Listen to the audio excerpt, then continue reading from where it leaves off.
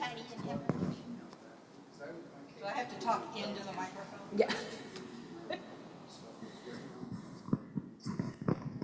Okay, everyone. Lamala, I think, has arrived, and I think is just about ready. So we should stand now.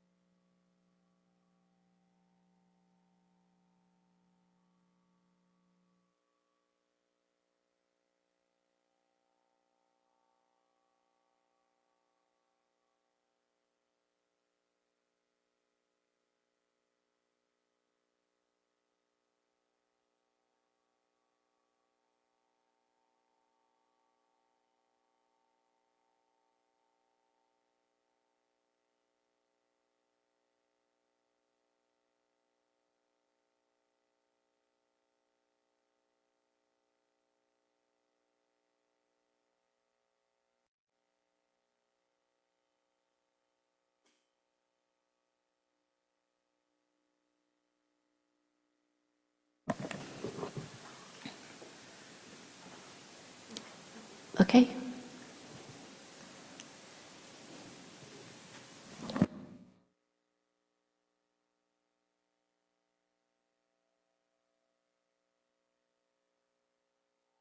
I'll translate. Thank you. Oh, wait a minute. Let's see.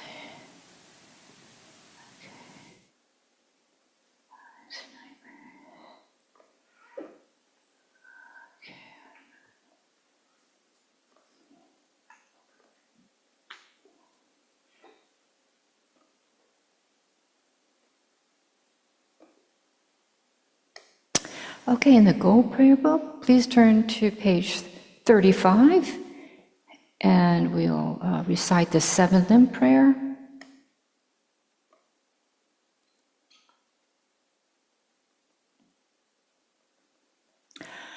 Gosum pegone chazelo nge shami tu certi malubu tomene saditun tam cheshak kepagewanam lo sheirang korwa matom badule june dolo cherki kolo korwarang da jingen an jan chu chen porngo.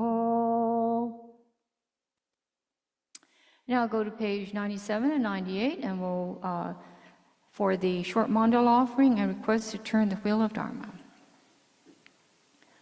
Saji perki shushing metog tam di rabli ni degen padi sangye shingdu mikte uwa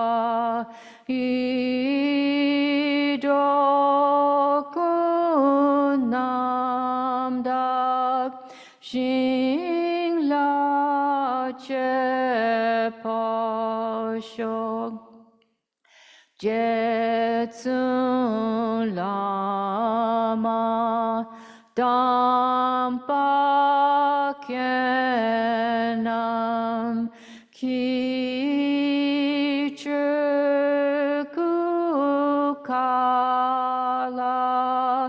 Kense Chujinti Jita Tsampe Duje Zima Lazab Gecheki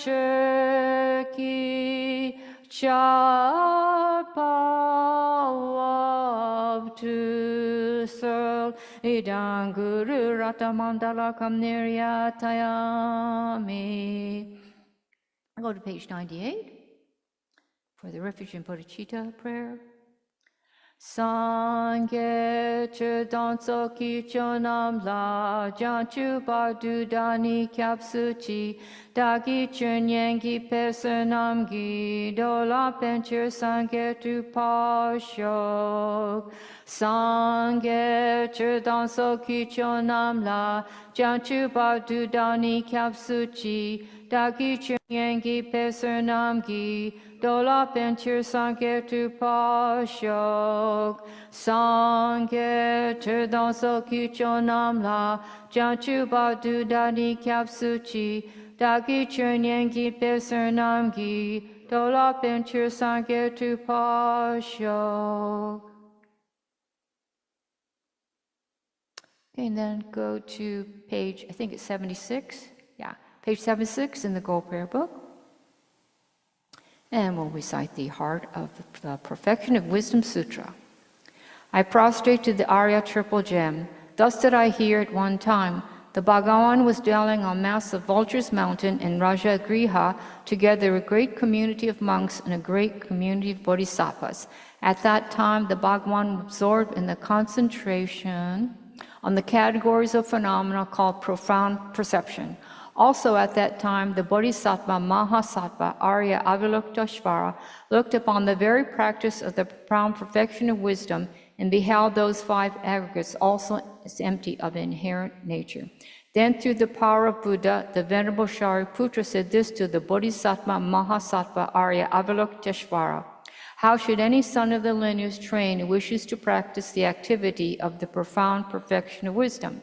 He said that, and the Bodhisattva Mahasattva Arya Avalokiteshvara said this to the Venerable Shariputra: Shariputra, any son of the lineage or daughter of the lineage who wishes to practice the activity of the profound perfection of wisdom should look upon it like this, correctly and repeatedly beholding those five aggregates, also as empty of inherent nature. Form is empty, emptiness is form, emptiness is not other than form, form is also not other than emptiness.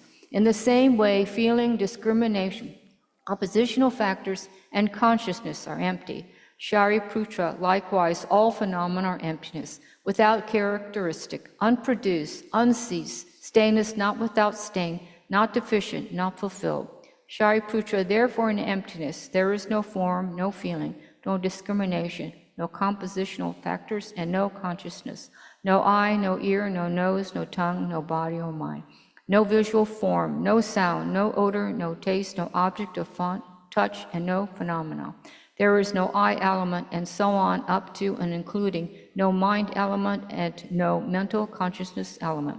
There is no ignorance, no extinction of ignorance, and so on, up to and including no aging and death, and no extinction of aging and death.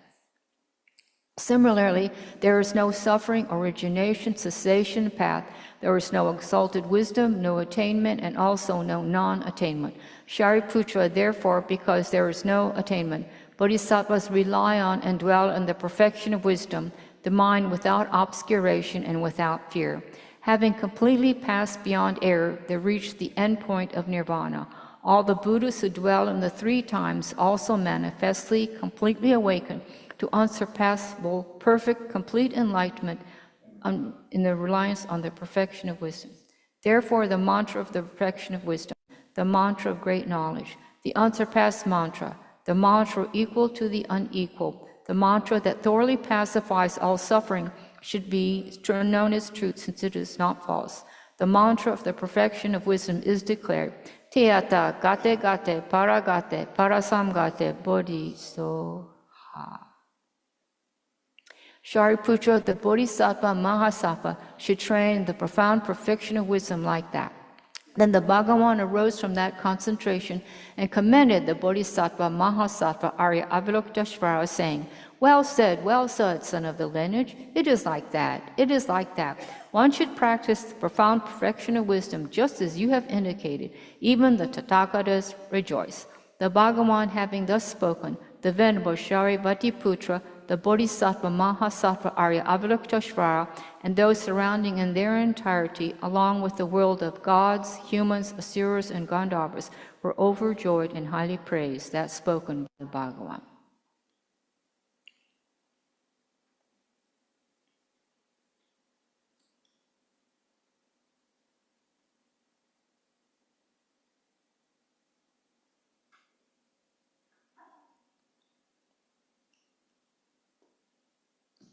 Good evening. Hi, Carmen. Hi, Rainey. Hi, Patty and Hemant. Hi, CJ. Okay. So I'm finally not sick and I can be here. Yay! Yay! We're all so happy about that. Okay. So this book that's on my computer, I can't hold it up. Practicing wisdom. So I encourage everybody to get it if you don't have it, or to borrow it from somebody who has it. It's been around a while. It is His Holiness's commentary on the entire chapter of Shantideva's Bodhisattva Way of Life, the wisdom chapter. So that's an important chapter, and it has a lot of stuff that if you don't have a teacher, you're just not going to understand it, because it goes through all the tenet systems, it goes through all the arguments against why the middle way, the Prasangika school feels that there is that emptiness equals the absence of inherent existence of all phenomena. So both persons and everything else. All objects of knowledge, all knowable things are empty. None of the other Buddhist schools, other than the Prasangika, which is a middle way school, so it's Prasangika Madhyamaka or Madhyamaka Prasangika or something, hold this position.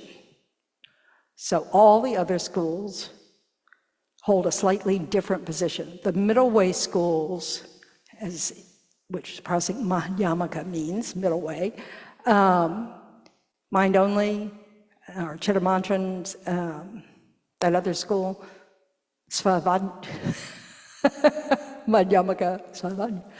I can't even remember now what that means. Is that the autonomous middle way? What do they call it?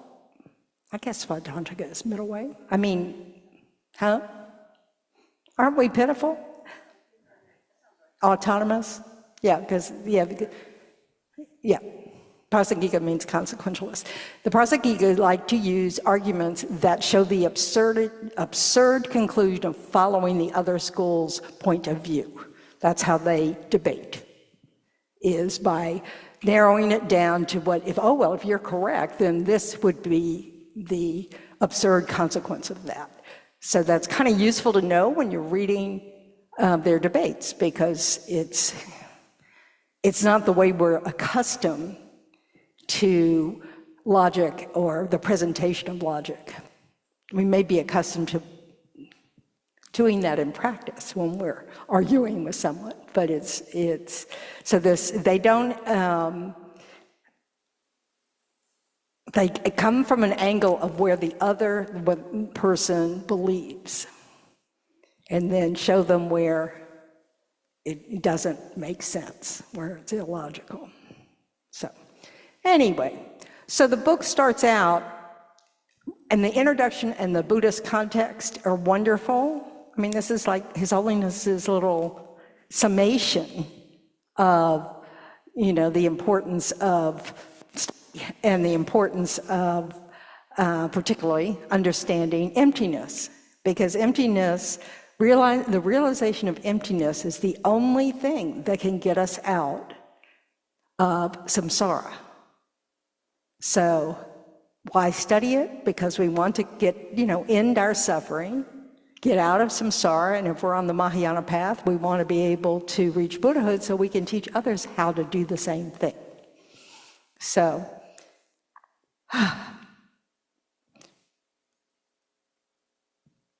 what's nice about this book is he kind of explains almost every verse. We are not going to go over all the verses because there's not enough time. They're like 167 verses or something. So we're kind of going to take it in parts. So the first 4 verses are just the looking at what the 2 truths. Everybody familiar with the 2 truths? Are you new here? Okay.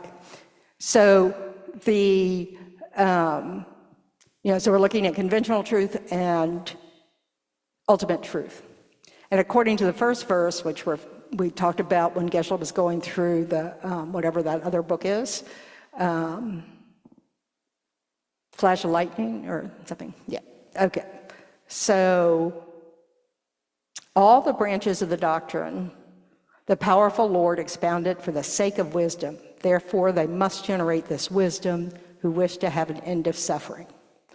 So all the Buddhist schools support this, that you have to have the wisdom that realizes selflessness or emptiness in order to end suffering. The way we define selflessness and emptiness is different according to the schools. We follow the Prasangika tradition, so it's very simple for us because emptiness means the absence of inherent existence of all phenomena. Doesn't get into all sorts of other fancy words like dualistic concept. So,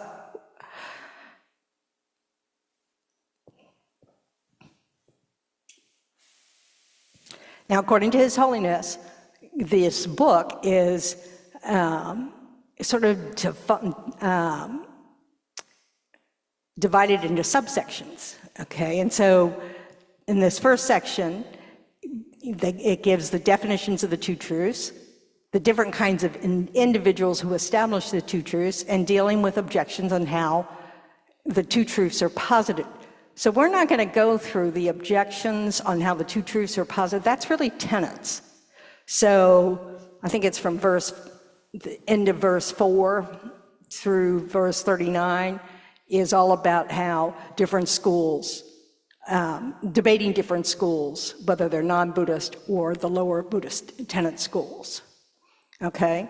And we'll pick up again with the chapter on the authenticity of the Mahayana, and that's just sort of like really for your knowledge, not the Hinayana schools do not accept the Mahayana scriptures as words of the Buddha. That's kind of a big, different view. So he just kind of goes through a little bit about that, and we'll talk about that, just because I think it's good for knowledge's sake that you're aware that this is the case. Because sometimes you'll pick up books from different traditions and kind of like, it doesn't usually come up, but it can. And then we'll go through emptiness according to the Middle Way School, which is the 7th chapter, and then go through the nature and existence of self, which is kind of going through that meditation Geshe often does, where you kind of go body part by body part, going, oh, this isn't the self, this isn't the I, and then further on. So, does that suit? And then if we have time, we can come back to all this tenet stuff. But this is totally my preference. we don't have much time to go through this. We're never going to go through all the verses.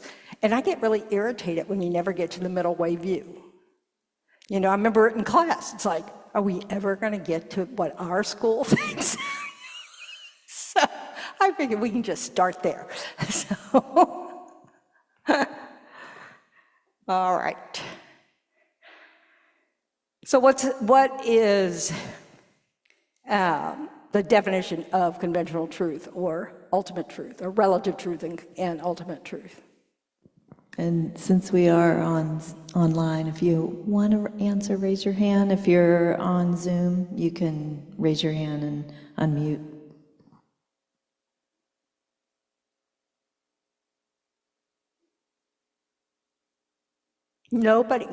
Nobody has, surely you have a clue. I refuse to do all the talking.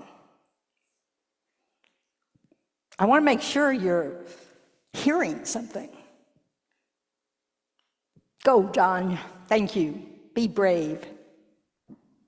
So the relative truth would be the conventionally agreed upon truth, according to what we can perceive with our senses. And the absolute truth would be the way things really exist, which we need to work pretty hard to observe. Okay. And of course, the ultimate truth is the absence of inherent existence of all phenomena. So this next verse, verse 2, relative and absolute, these the two truths are declared to be. The absolute is not within the reach of intellect, for intellect is grounded in the relative.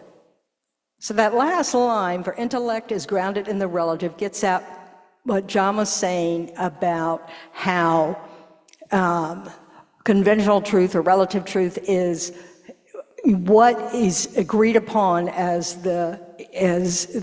by convention through our senses and our language, what things are. So, we learn that by convention, this is a book, And then later on in life, we had to learn that these things can appear on your computer. That having paper, pages, and all that is not necessary for it to be a book. So there you go. So by convention. So what does that mean?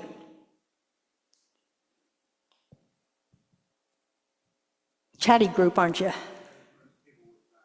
It's what most people would think. In other words, it's sort of what we've agreed on. Like in English, we've agreed on calling this object a book. Okay? Now, if somebody comes up and goes, that's not a book, it's a pamphlet.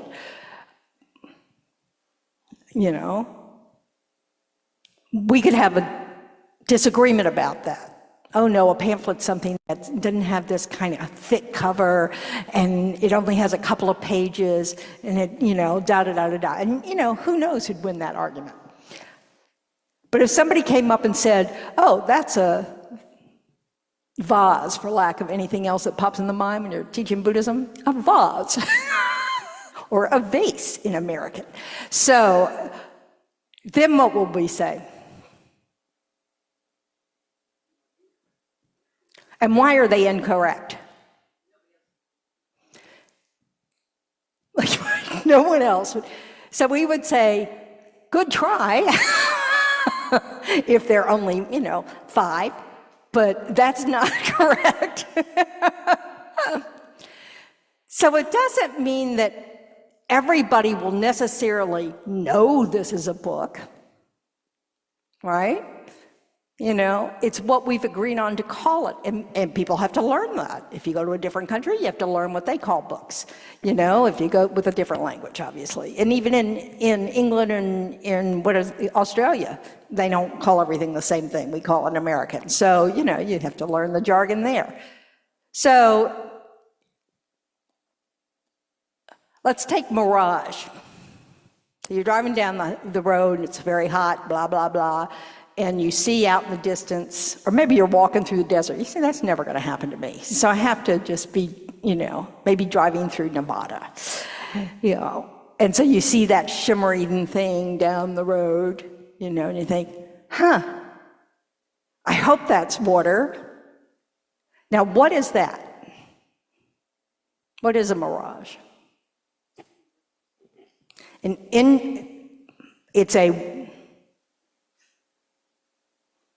speak into the microphone, Joe. Even if you're wrong, speak into the That's why microphone. it's hard to have conversations because we're not passing the mic around. Indirect perception, we're seeing something incorrectly. Did you say incorrect perception? Did I say indirect? I meant incorrect perception. Okay, so it's a wrong conception. You know, you're seeing something in the wrong way. It is not what you're seeing. Or you're thinking, you have this conception of what it is, and it's wrong. We have a name for that in this case, and it's called a mirage, you know? So if you know it's a mirage, if you look out and you say, oh, look, it looks like there's a beautiful lake coming up, you know, but I know it's not there, it must be a mirage, you know? Then you have a correct perception of it, you even know what it's conventionally known as. Okay? Are you seeing some distinctions here?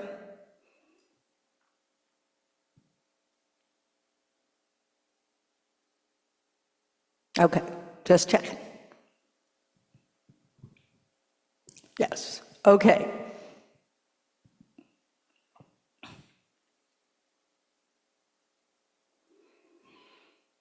This idea that the absolute, is back to the verse, is not within the reach of intellect. Geshe addressed this when he was going through this verse. Does anybody remember what the conclusion was?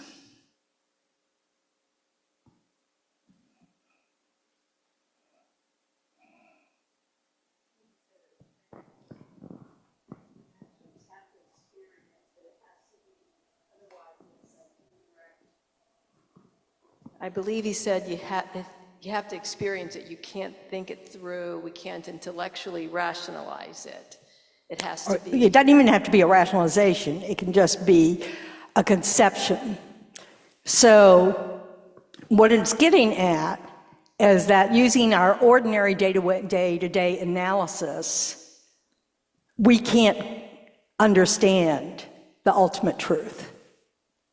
We can, through developing our abilities of concentration, when we have, you know, calm abiding, and we can put the union of calm abiding and special insight on emptiness, we can have a conceptual understanding of emptiness. So it's not that the intellect is, you know, totally removed from the ultimate, but you have to be using analysis that's looking at the ultimate in order to have that tool provide anything of use, you know. Eventually, the power of that mind that has this inferential understanding, inferential meaning that you're thinking about emptiness, you're not having that direct experience of emptiness, but using all your reasoning, you're able to have a correct understanding of emptiness.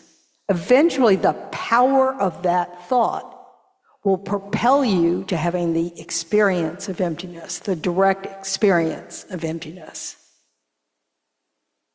Then conceptuality does not arise. You know, you're no longer holding this idea of emptiness in your mind and thinking about it. You simply have the experience of everything being empty. So what happens then in that mind?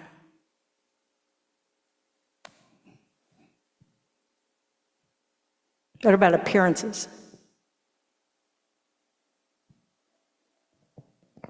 You just see them for their ultimate reality. No appearances arise.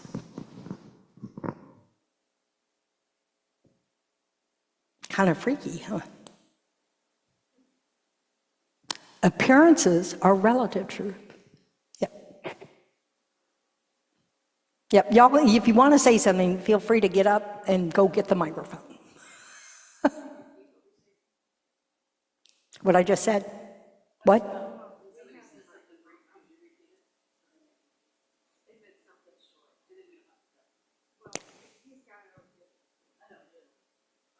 I might, but it's really not my job. Yeah, I'm kind of like that too.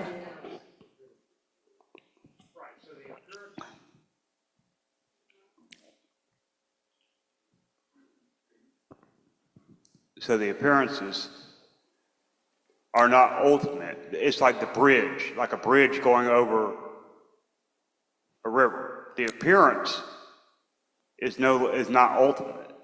Appearances are our conventional truth. Right. So then when you have the ultimate reality, you don't have to go back to appearance. That's not really the point, okay? The point is that when you're having that direct experience of emptiness, and for non-Buddhas, for Arya beings who are having that direct experience of emptiness, and the only time any any sentient being other than a Buddha has this experience of emptiness only happens in meditative equipoise, that union of calm abiding and special insight focused on emptiness. That's the only time that this experience of emptiness occurs and no appearances arise. This is why they say not seeing is the best seeing.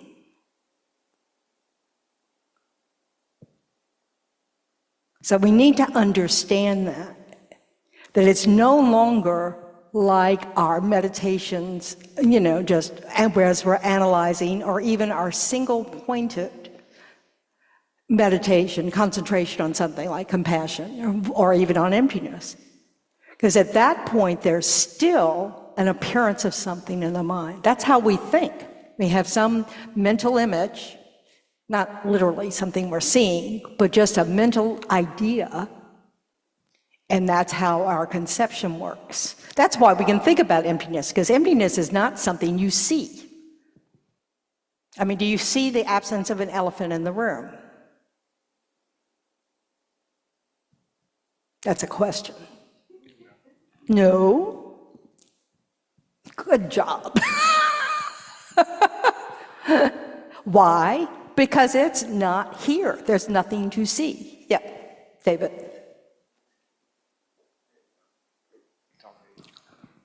So when you say no appearances arise, do you mean that that chair would disappear, or that chair would lose its conventional existence? No, you would not see a chair. There'd be no chair. There'd be no chair.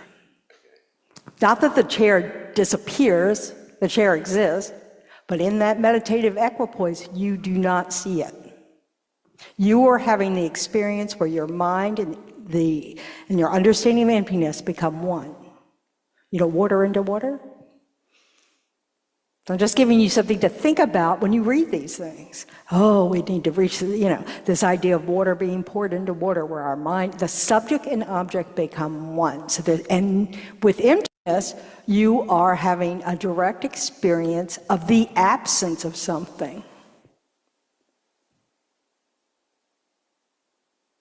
And there's nothing to see.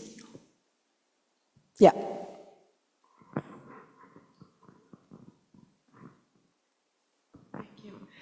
Two things. One is, I have a conception of what seeing nothing is. Okay. So I guess I can just guess. Well, I don't know that is helpful, No, but that's sort of what we're doing when we do a meditation and we try to think of space like emptiness. Okay. And so if a being is a Buddha, then they can't, I thought they could see things, they just know what they really are.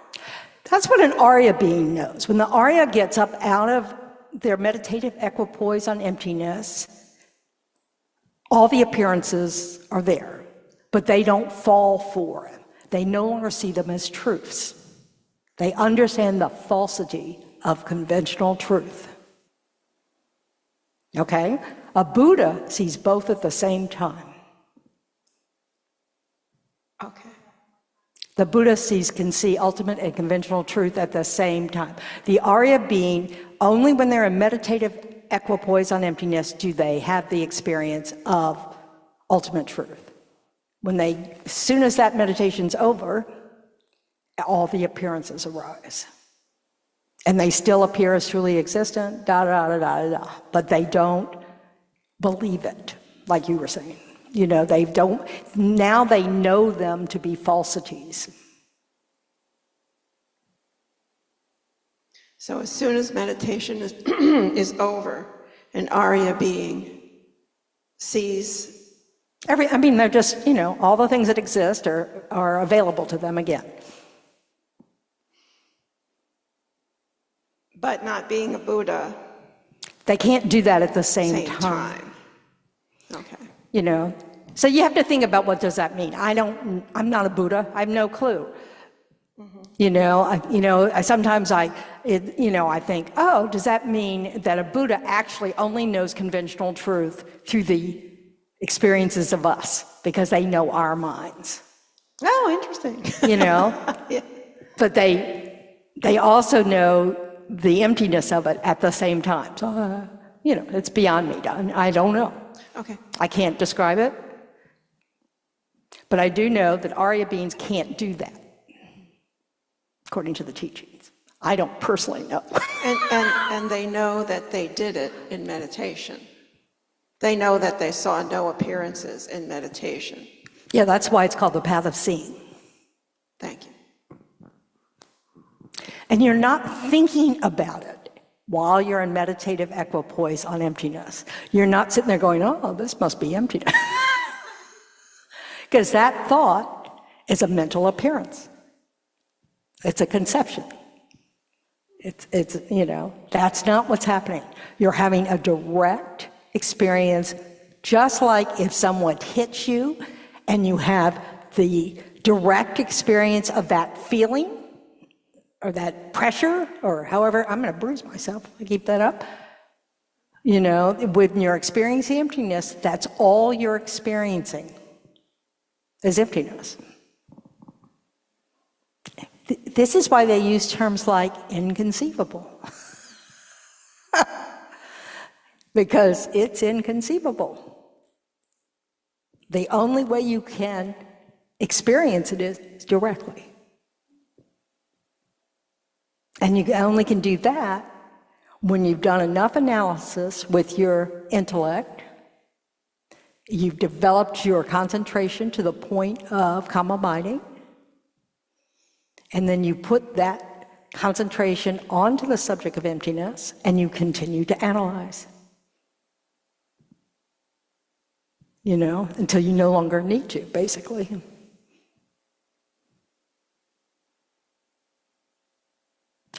Conventional truth, or relative truth, is sometimes called a concealer truth because it's concealing the truth.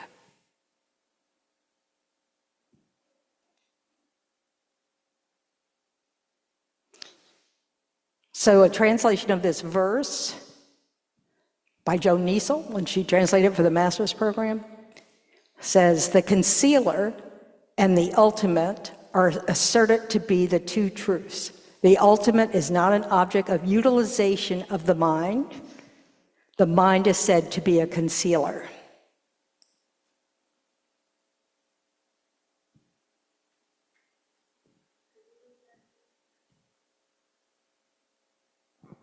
Could you read that again? Yeah, I'm reading it again. The concealer and the ultimate are asserted to be the two truths. The ultimate is not an object of utilization of the mind. The mind is said to be a concealer. So once you reach, you know, so in this moment that you're having an uninterrupted path of the, path of seeing, so you're having this experience, direct experience of emptiness. Everything so bodhicitta now, the mind of bodhicitta, if you're on the bodhisattva path, because you accomplished that a little earlier in the path of accumulation, before the path of accumulation. I had a point, I know I was going there. The mind of bodhicitta is ultimate bodhicitta, which is emptiness. So the power of the Mahayana comes from this conjoining of having the bodhicitta mind uncontrived. It influences every moment of your mind from the point you enter the path of accumulation. It's the measure of entering the Mahayana path of accumulation. When you have that, you've entered the Mahayana path of accumulation. But it's still a conceptual mind, you know? But it's a main mind. It literally influences every single moment of mind you have. And so when you have this direct experience of emptiness, it's part of that mind that's having that direct experience of emptiness. That fact is what makes the Mahayana path's realization of emptiness more powerful than those who do not have bodhicitta when it happens. Whether you were, first started out and decided you needed to have a realization of emptiness before you buy into this bodhicitta stuff, and then you got on the path of and you thought, oh, it is possible. All right, maybe it's a good idea to want to be able to achieve this, achieve enlightenment to help everybody, But, you have to develop bodhicitta. And then you have to have that just experience of emptiness with that principal mind, main mind, that has bodhicitta in it. So bodhicitta is not manifest when you're having this direct experience of emptiness, because the only thing that is manifest is no appearances at all. Emptiness is the only thing that's present, which is an absence. Yep. Yeah, please get up when you have a question, just to go get the microphone. Yeah, so I hear or read the term countless eons. Yeah. So can you understand what countless eons is without knowing what an eon is? No, but they have definitions for all of that. Like, I think one countless eon is the time it takes for a universe to come into being and then disappear. Huh? We don't know what that is either, though. Yep, that's correct. Think how much we're going to know someday. Fortunately, in our tradition, Tantra is supposed to skip that part. We don't need 3 countless eons, but we do need to. You're going to have this realization of emptiness. You're going to have, and it's got to be conjoined now with, the bliss, of the Tantra path, all that, so no, it's not easy to do. Okay. So anyway, go ahead, Elise. Everybody doing it at home okay? So an Arya being is somebody who has experienced emptiness. A bodhisattva is someone who has achieved ultimate desire to benefit others. And a Buddha is somebody who has both qualities together. A Buddha's accomplished that. So an Arya bodhisattva is someone who has bodhicitta as a main mind and now has had a direct perception of emptiness. So they're called Arya bodhisattvas. An Arya being who's not on the bodhisattva path just has that direct experience of emptiness. Okay, so they're both on the path of seeing. You're on either the whatever path you're on, the hearer's path of seeing, or the self-realizer path of seeing, or the Mahayana path of seeing. They didn't get creative with these names, So, but according to our tradition, they all have to have the same realization of emptiness.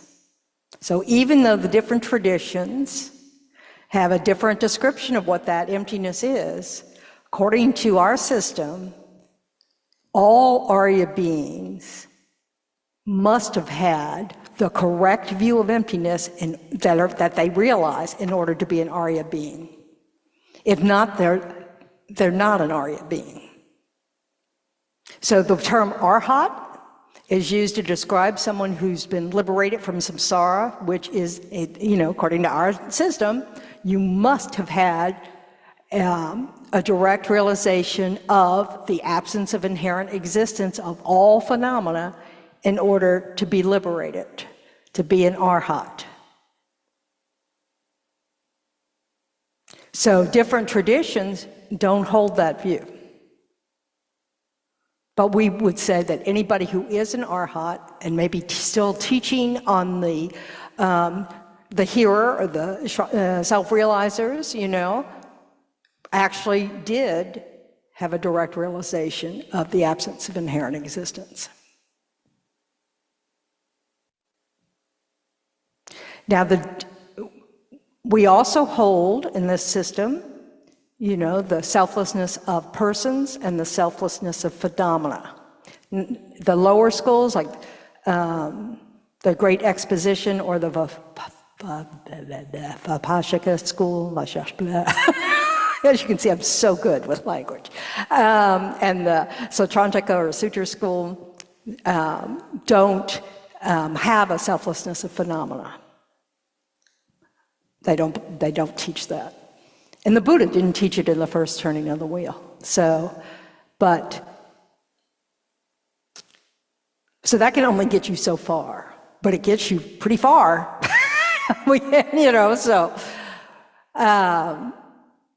Then, okay, where was I going with this?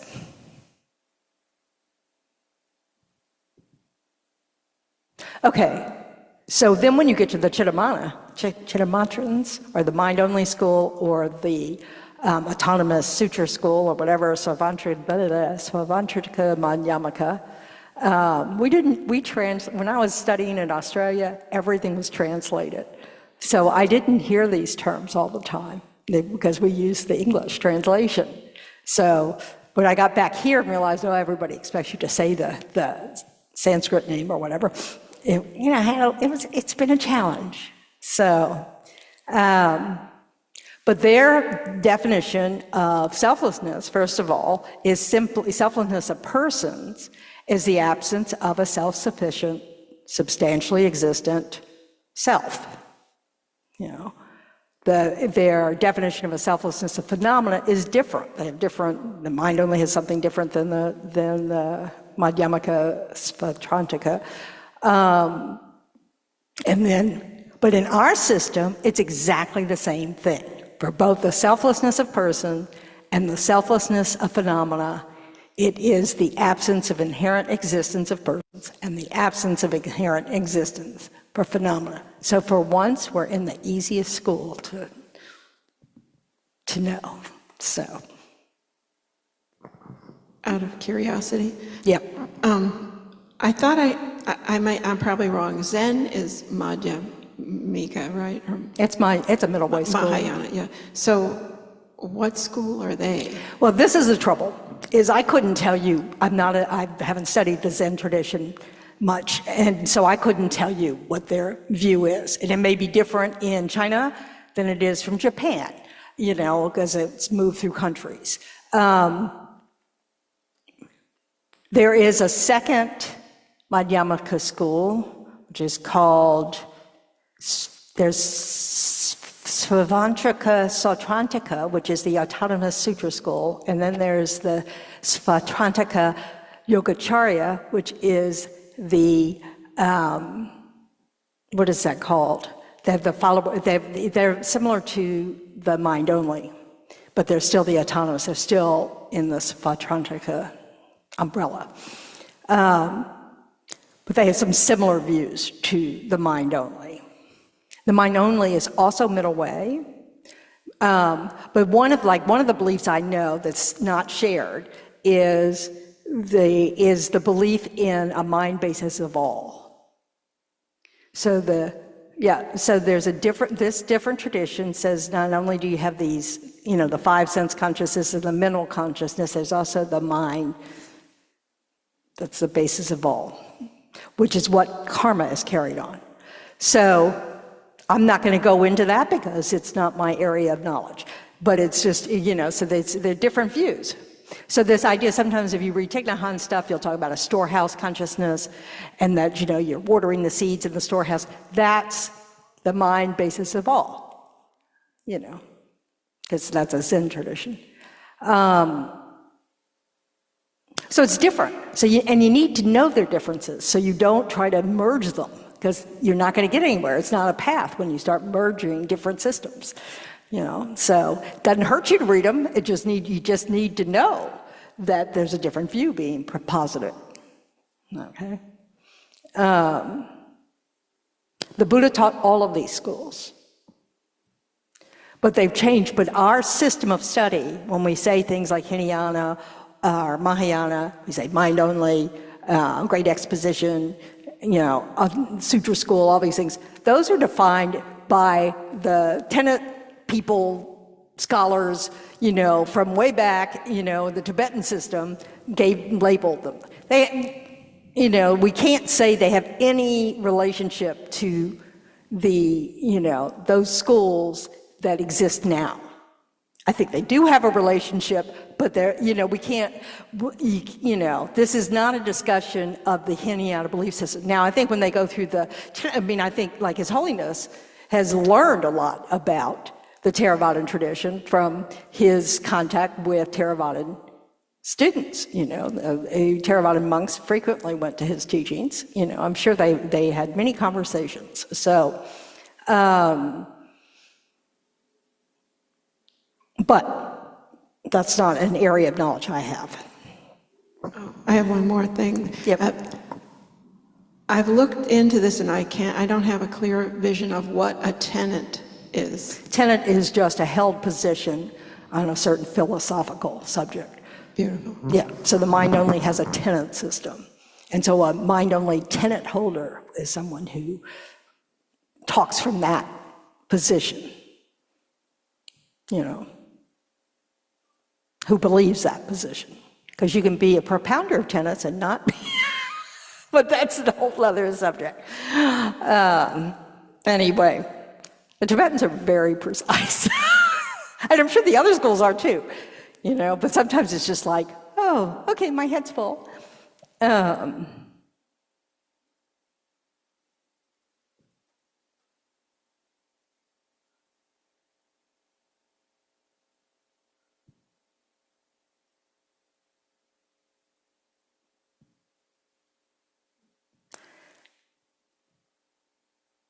So, and what page is this? I think it's on page 19, or somewhere in, because my pages are probably shorter. But reality and intellectual understanding.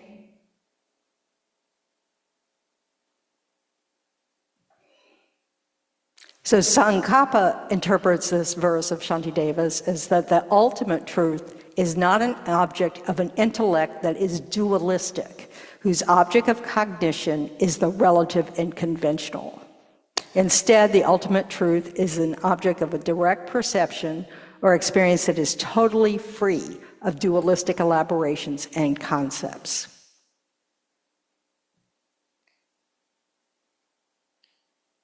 Now, one of the important points in this section that His Holiness talks about is that reminder that it is the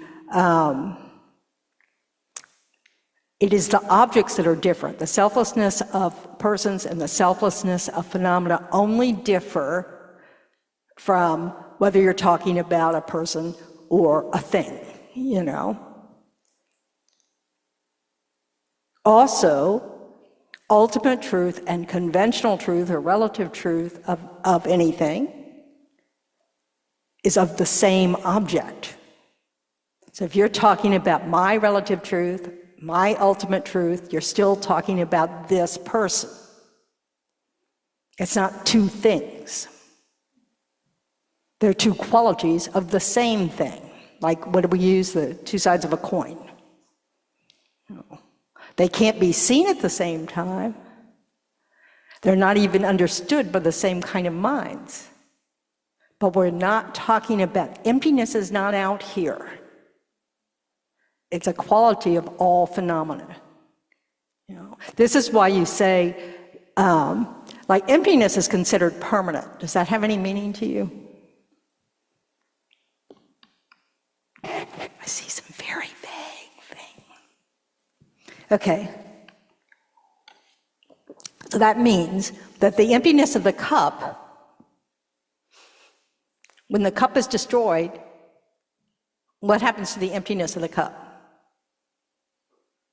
No, it doesn't exist. There's no cup for it to exist with. Because, So just like the conventional truth of the cup doesn't exist, because now the cup is no more. I'd smash this, but there's still water in it. So, and the emptiness of the cup is no more. Emptiness doesn't change. That's why it's called permanent. It also is not produced. It's an absence of something. So emptiness is just describing the way things exist. See, those are the kind of things we need to think about when we're contemplating this stuff.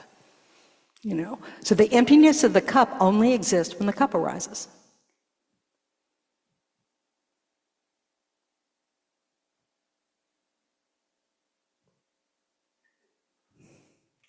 So the emptiness of this body doesn't exist when this body doesn't exist anymore. How about the emptiness of the mind? It's a trick question. When does the mind not exist? It never ceases. Our consciousness never ceases.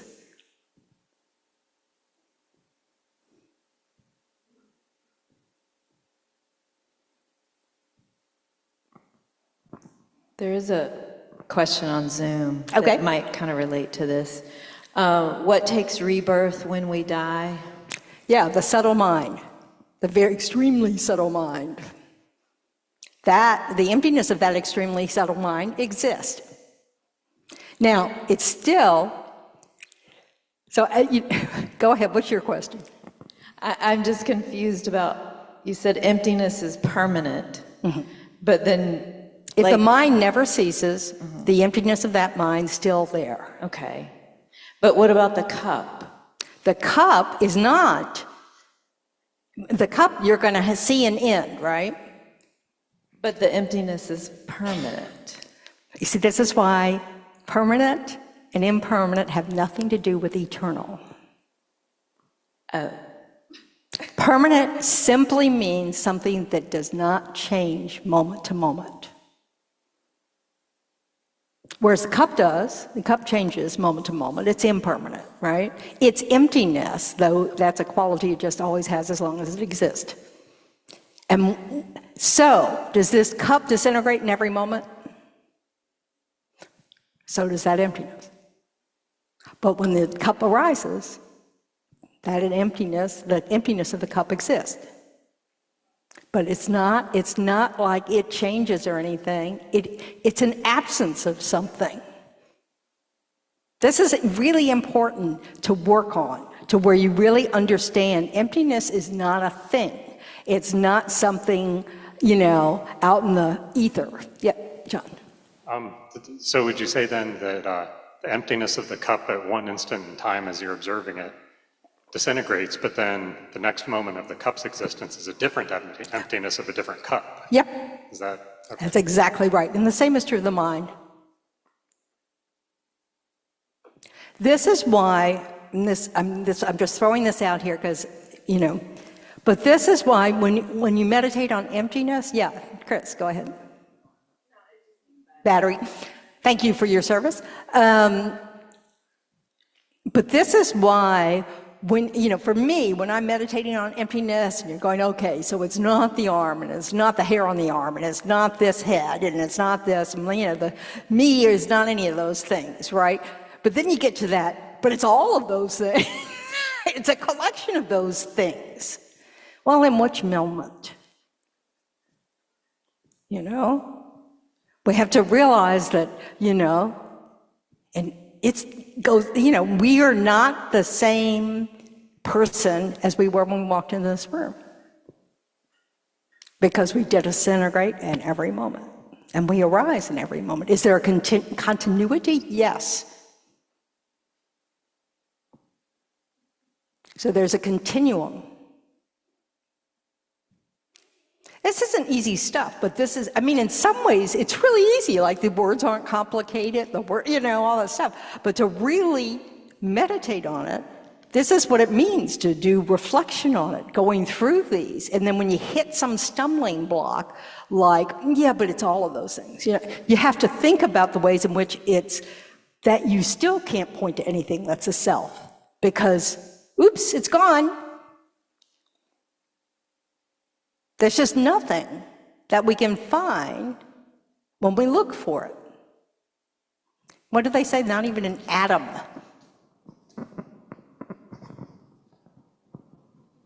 Oh, I was just thinking about 10 minutes ago when I nodded and I was wrong.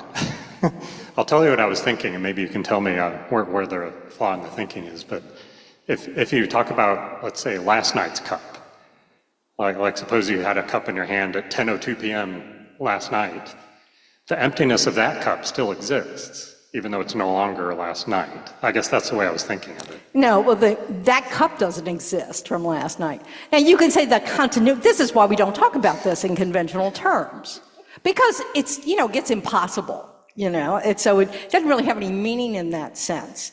But it's, again, it's remembering all these different things, impermanence, dependence, you know, all of these different things that help us understand, because dependent arising is what the king of reasons for understanding the absence of inherent existence. Okay? So, yes, there's continuity. Why is there continuity between the cup of this second and the cup of the next second? Because the conditions are still there for a cup to be there. You know, when the cup gets run over by the steamroller, you know, because you put it out in the street, no, I don't know, I'm just making stuff up. So, but, you know, all of a sudden there isn't the next moment of cup because the conditions are no longer there. Some other condition has arisen.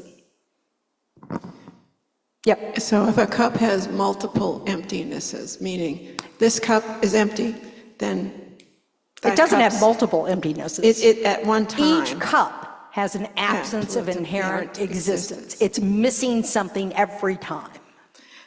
We don't know how long that interval is, though, right? It's less than you know, you have to look at physics to figure that out. Everything is changing constantly. Okay. I'm not even sure we can apply a time to it.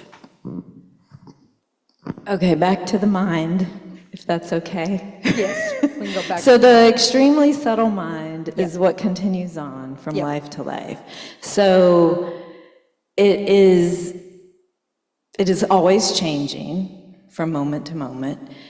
And it produces its next moment. Yes. And so, oh man, now I lost my train. Sorry.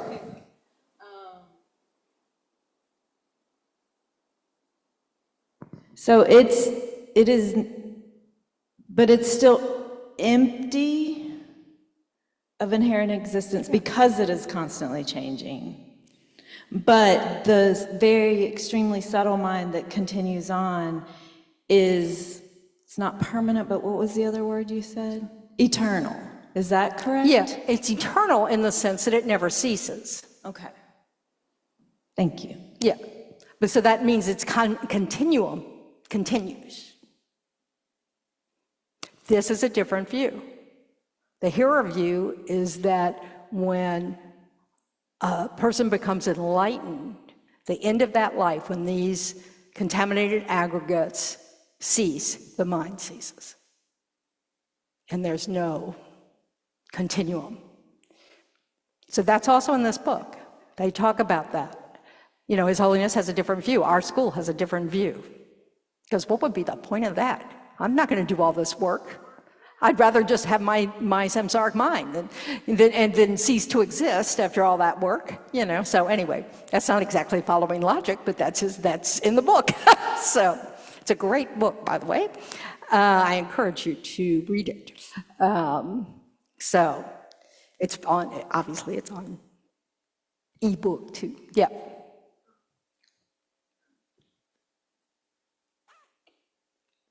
So I guess I forgot, is a mind permanent or not? No, it's not permanent. It's a thing.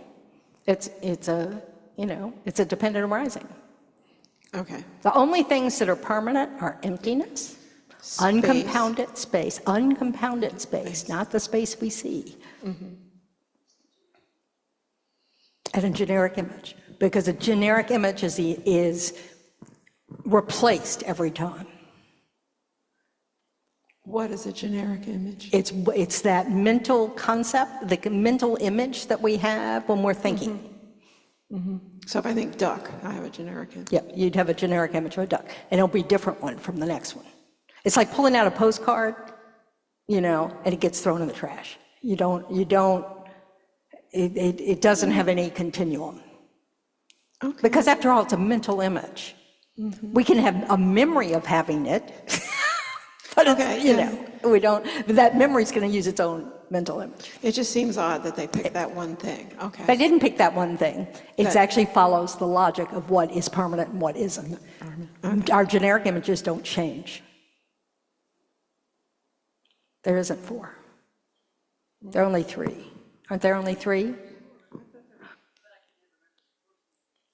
Maybe they're talking about, no, I think they're 3. I think sometimes they talk about, do you know, John? Because I sometimes think time or emptiness, uncompounded space, and generic image.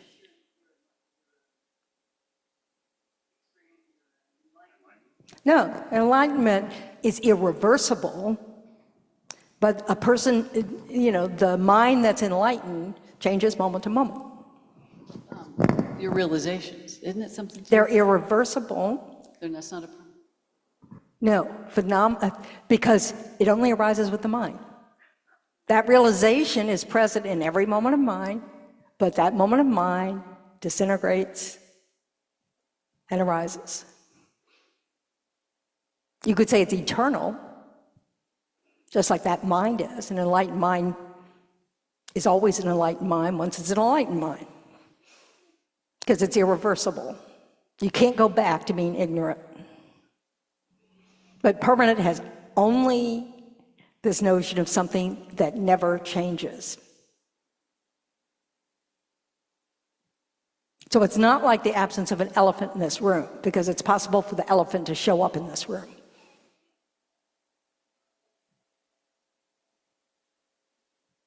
Okay.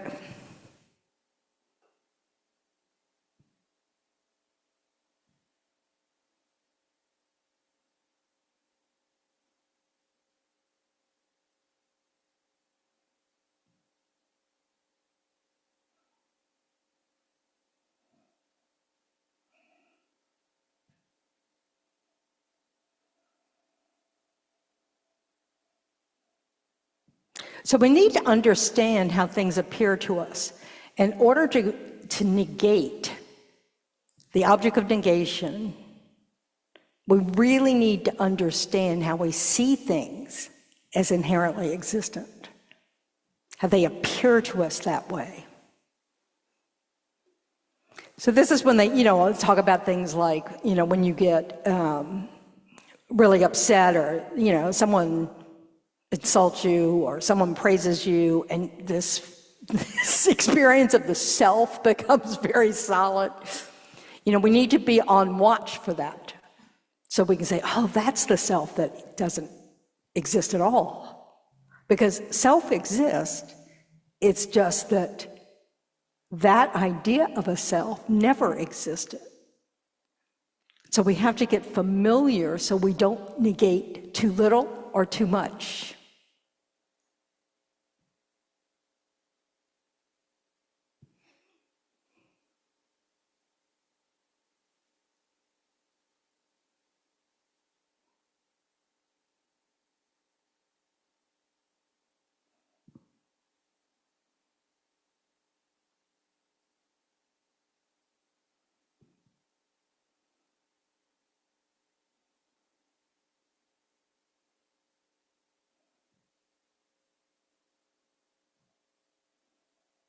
Oh, and His Holiness points out that as someone meditates on emptiness, if your sense of compassion does not increase, your understanding of emptiness might be not as good as you think it is. Because if we can be liberated with a realization of this absence of inherent existence, and nothing appears to that mind, what is it telling us about suffering?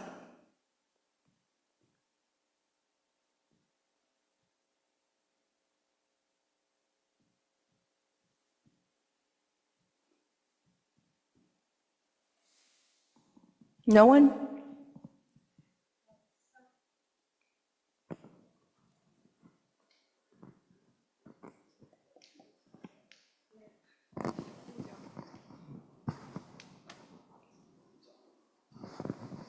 Well, it's telling us that suffering exists because we don't believe in the emptiness. And that's where that compassion would come, that we would have. Where does the suffering come from? Our mind. Yeah, but you just said that it's suffering exists because we don't believe in this absence of inherent existence. So it's our ignorance, that mind of ignorance, that lack of understanding of how things actually exist, that generates suffering. So what does that mean if the realization of emptiness, once it's perfected and you remove all the, gets you out of samsara, you're no longer suffering at all. So what does that say about suffering? It's not optional. We would want to help everybody eliminate ignorance and become When you enlightened. know That's that the it's way out. totally unnecessary, that everything that we experience is due to them arising, these appearances arising from our ignorance. When someone is liberated from samsara, even if they choose to manifest in samsara to benefit other beings, they still don't have any suffering. They have no ability to create the cause of suffering. They can see you're suffering. So it isn't, it doesn't, and our suffering's real. And this is where we don't want to negate too much. It's not that we don't exist. It is not that we don't experience suffering. We do, but we do it because of our misunderstanding of how we exist. It's not any deeper than that.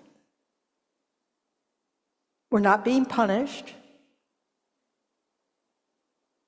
It's just, all of our cause and effect that's in operation all arises out of this ignorance.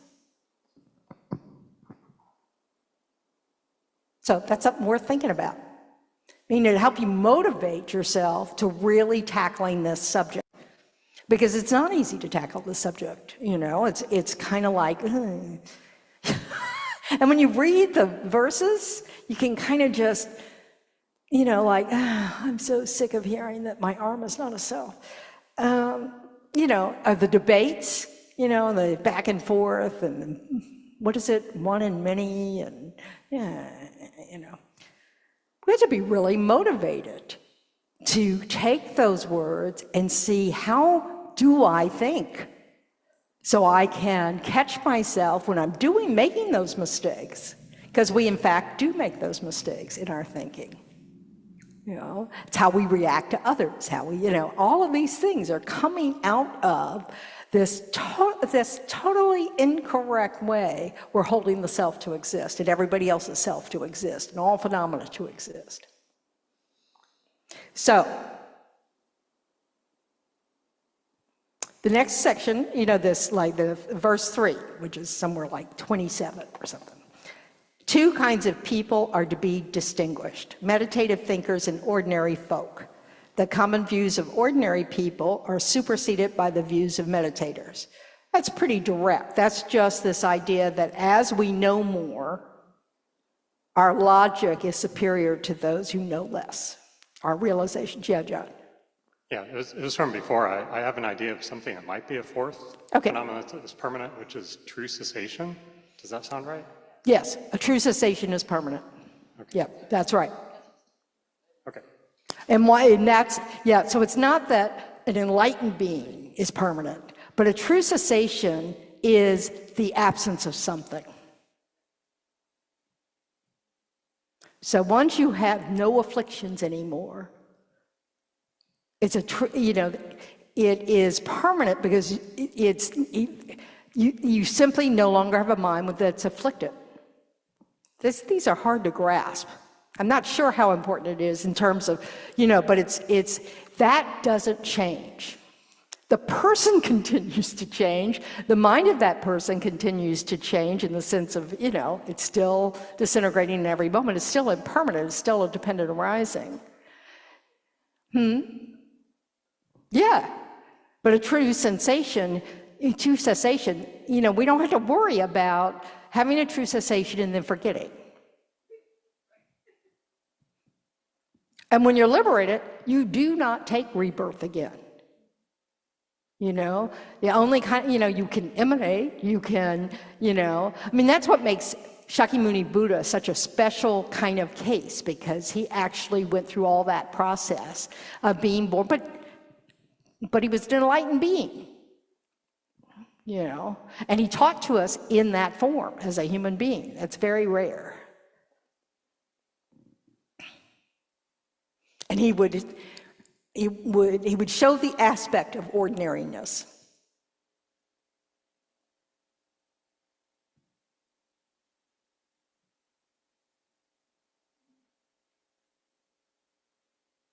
Okay. So I think that verse is very straightforward. His Holiness goes through quite a bit of discussion about it. And you learn about all sorts of other things, which is kind of cool. Oh, also this book has meditations as you go through. So kind of gives you a place to start if you're not meditating on emptiness. Then the next section is the realist. You'll see it translated different words. I don't even remember what a flash of lightning, how it was translated. In this book, I think it's realist, right? Is that right?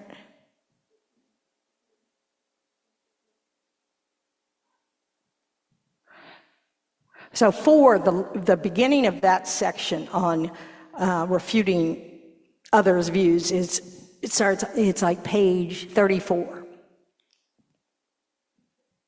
Where it says, for all employ the same comparisons, and the gold, if left unanalyzed, they all accept.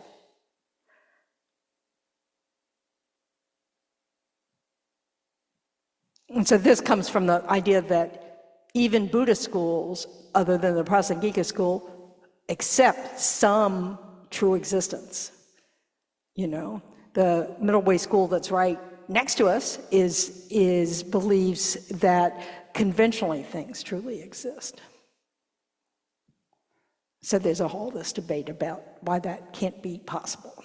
So that section, so we're not going to go through, but fortunately what's so cool is that this book goes through it all. So if you don't remember your tenets, this can help you understand the different views. And some of it will help you spot, I kind of think that way, so it can help you break that down. So the first, he does the realist. Those are things that really do think that there is true existence of things. And then he does the mind-only viewpoint. And then starting with verse 40, which is in the 6th chapter, we get to the authenticity of the Mahayana. One thing that's difficult about this book is the verses are very far apart. So on page 66, I think,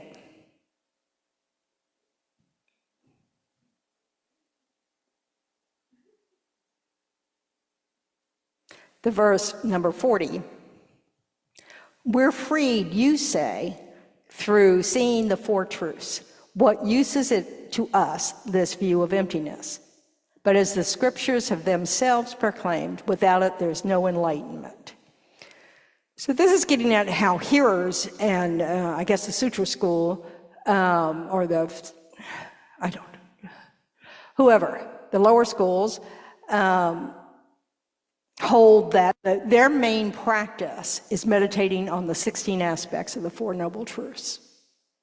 And so in that, they're realizing the selflessness of persons, that is, the selflessness, all Buddhist schools accept that selves are empty of a permanent, unitary,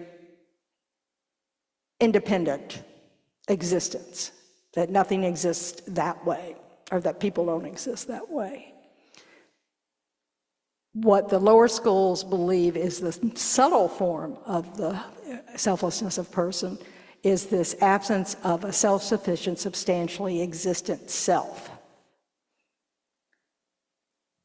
I know that because it came up a lot on test. We would just go SSSE, self, which really helped. We couldn't spell sufficient, substantially, self-sufficient. I couldn't spell any of those words. So at the basic, the Buddhist schools all refute the self-existent, self-sufficient, substantially existent. And that really gets at that dependent arising. They're not, when this book is produced, first of all, it couldn't be produced, but that's not the point. When this book produced, it's not like it's labeled book for everybody to see, right? You have to learn something because you have to learn the convention, So it can't stand by itself and you know what it is. There's nothing independent about it, and then all the stuff that's in it, same thing, It doesn't just, once it appears, even though I'm sure the author sometimes feels that we all think that, their view on what it says doesn't matter, but that's just generally with fiction. But, so it's not, that's this idea. So we have to get a clear idea, what does this mean to say something is self-sufficient, substantially existent? In other words, it doesn't need anything else.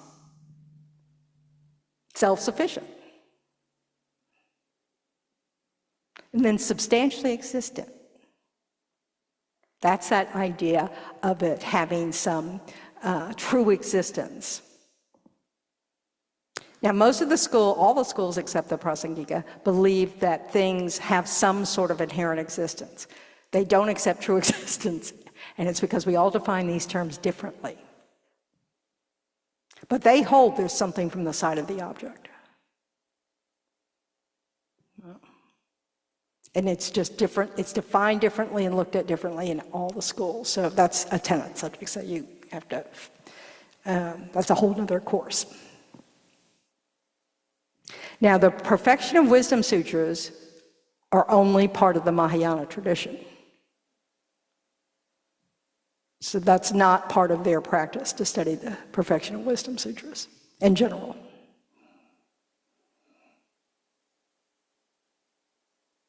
Whereas that's our main source for realizing emptiness.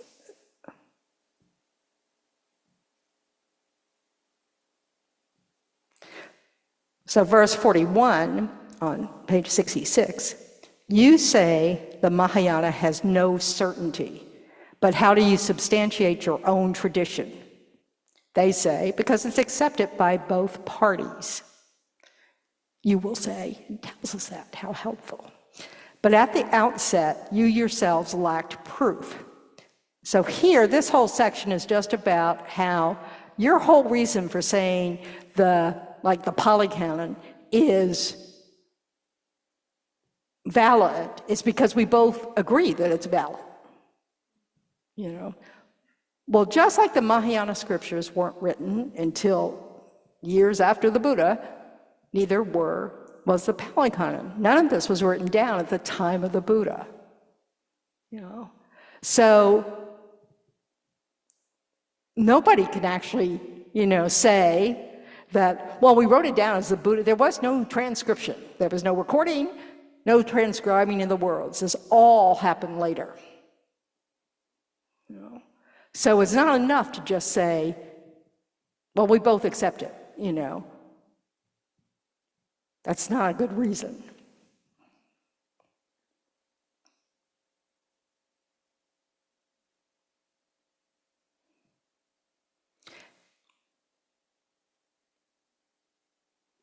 It's really not a big point, except if you get exposed to, you know, Theravada books and studies and all that kind of stuff, you know, if they're coming from a different angle, you know. So they're not using the sutras we're familiar with as their supports for their logic, etc., you know. And they have a different view of what selflessness is.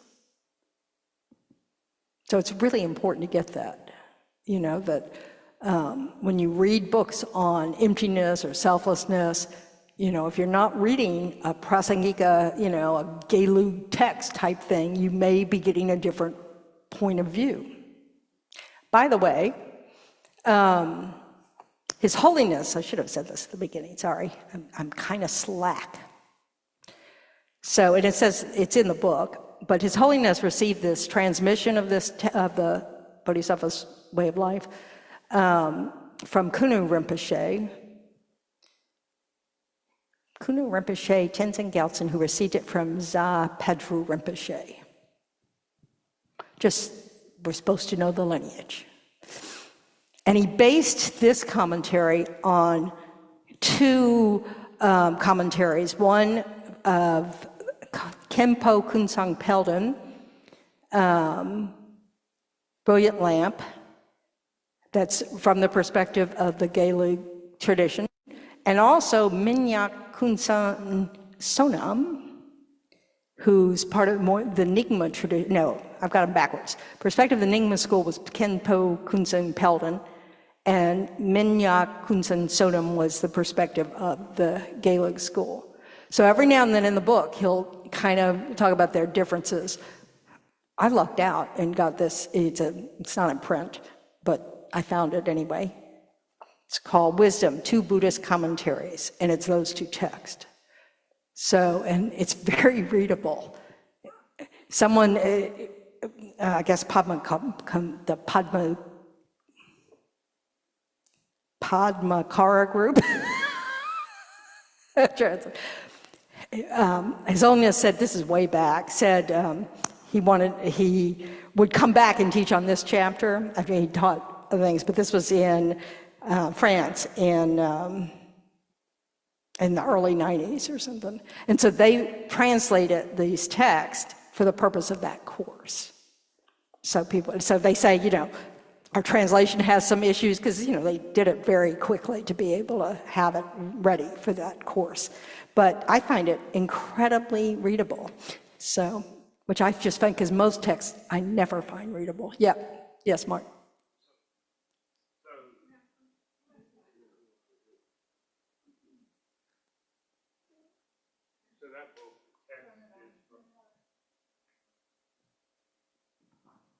So that book you're referring to is the text, both from the perspective of the Nyingma? No, one is Nyingma, one is Gelek. Right, one is, but that's... This text has both of them. And it's, anyway, I know that's not helpful, but, you know, I thought it was a good find. And also, Transcendent Wisdom, which also is not in print, of course, is His Holiness's first book on Chapter 9, which is not as, it's much more going from verse to verse to verse to verse, you know, explaining each of the verses. So it's helpful, it's a little more, I don't know what the word is. It's a little more of the traditional way of speaking. You know, like he's learned a lot. His Holiness has learned a lot about how to speak to Westerners from between the two books. But it's also, so now I've got all these books. I've been reading lots, but and And I find it extremely helpful to look at other translations of the verses just to get you have a fuller sense of what's being said. Some are probably better than others, you know. So it's good to, you know, like, I don't have any trouble reading the way it's been translated in His Holiness's books, you know, just because, hey, who else am I gonna trust? This one was done by Alan Wallace. So this, it's called Transcendent Wisdom. But it goes through all of them. So, and it's 1988, back when Alice Wallace was a Gelek monk, probably. And this is what the Tibetans do. When they're studying the texts they study in the monasteries, they always have like 4 commentaries they're reading with the root text. You know, so it's an accepted way of studying.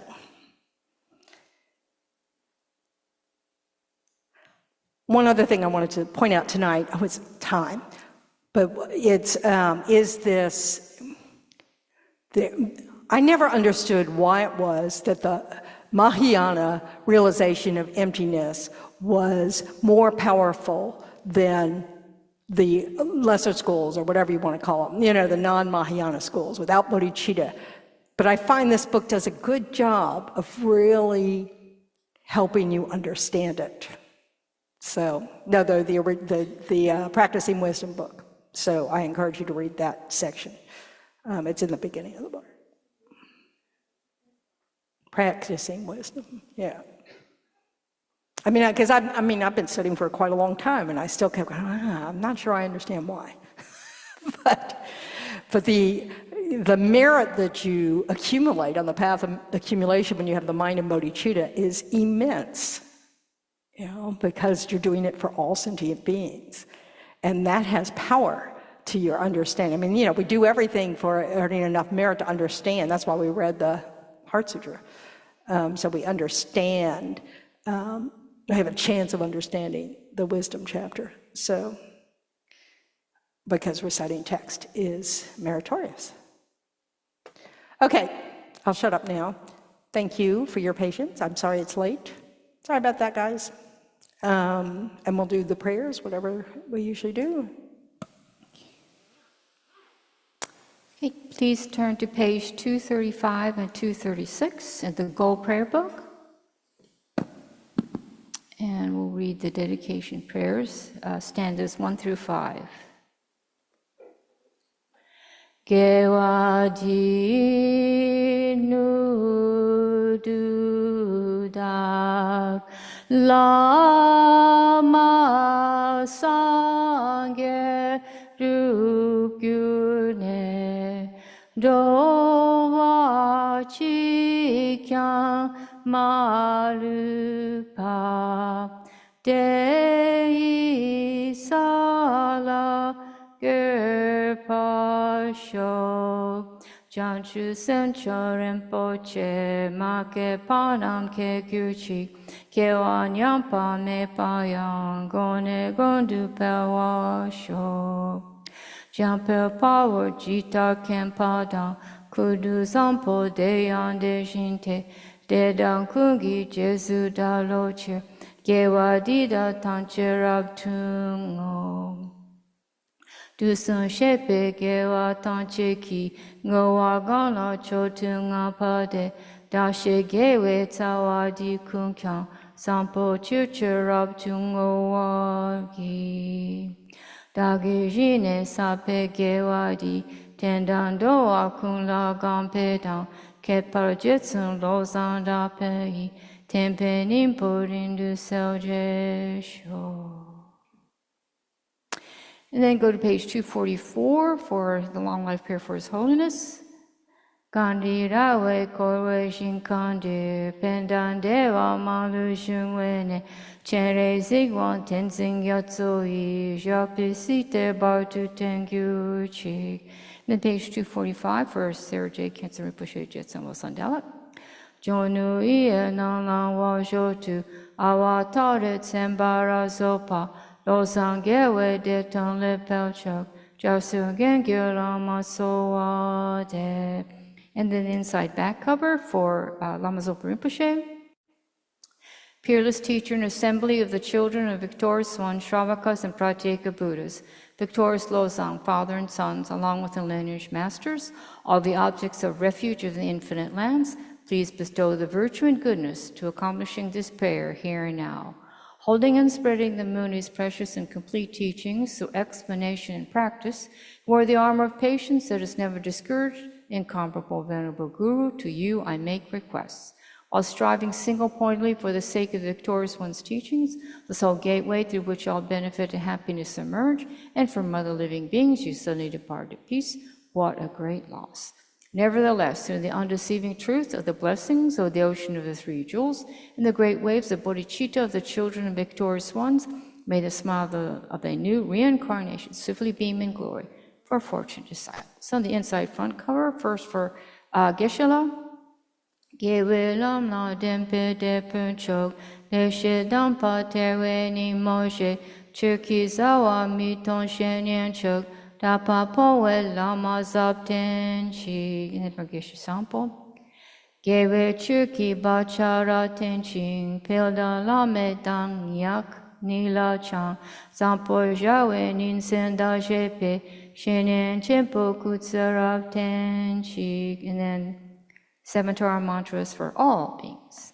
Om Taritu Taritu Re Soha. Om Taritu Taritu Re Soha. Om Taritu Taritu Re Soha. Om Taritu Taritu Re Soha. Om Taritu Taritu Re Soha. Om Taritu Taritu Re Soha. Om Taritu Taritu Re Soha.